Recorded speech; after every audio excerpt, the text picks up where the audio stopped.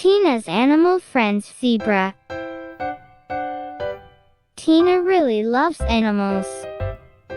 She went on a trip to Africa with her family and was able to meet many animals. She had already met a huge elephant and a giraffe with a long neck. Tina was happy to be able to meet animals every day in Africa. And today, Tina left home with excitement to meet other animals. As Tina was walking in the meadow, she saw a zebra standing alone. The zebra had a sad expression. Tina tiptoed closer to the zebra and asked softly, "Hello, zebra. I'm Tina. Why are you sad?" The zebra looked at Tina and said, "I'm alone. I don't know where my friends and family have gone." Tina said to the zebra, "Don't worry. Let's find your family and friends together." The zebra was happy to hear Tina's words. "Really? Thank you." Tina asked the zebra, "Then do you usually live with your family and friends?" "Yes, if we live together, we can keep the baby zebras safer, and it's easier for them to run away from animals that try to eat us." Tina became more curious about zebras. "Then how do you tell each other apart?"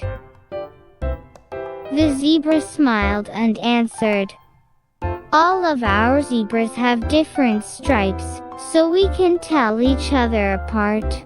And these stripes also serve to protect our bodies from sunlight and insects." At that time, the zebra's stomach crumbled. The zebra said, munching on the grass, "I like to eat grass. Do you want to eat too?" "I already ate. Thank you. What do you usually do?" "I like to run. Our zebras run really fast."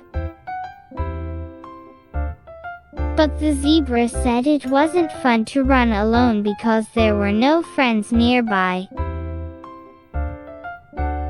Tina said, "Then let's run with me."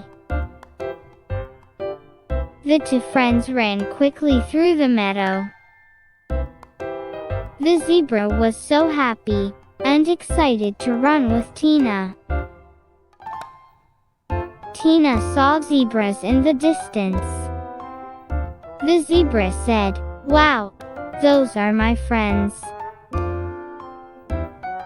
Tina shouted, and then the zebra's family and friends came running from afar and hugged the zebra warmly.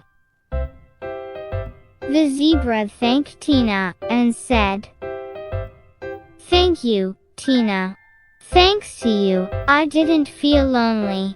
You're a really good friend." Tina responded happily after hearing the zebra's words. "I'm so happy to be friends with you too. See you again next time." Tina said goodbye to the zebra and returned home. Tina skipped all the way home, a big smile on her face from making friends with the zebras. That night, Tina had a happy dream.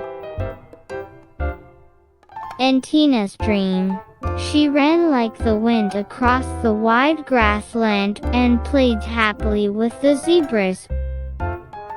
Tina couldn't wait for her next adventure in Africa, wondering who she would meet next.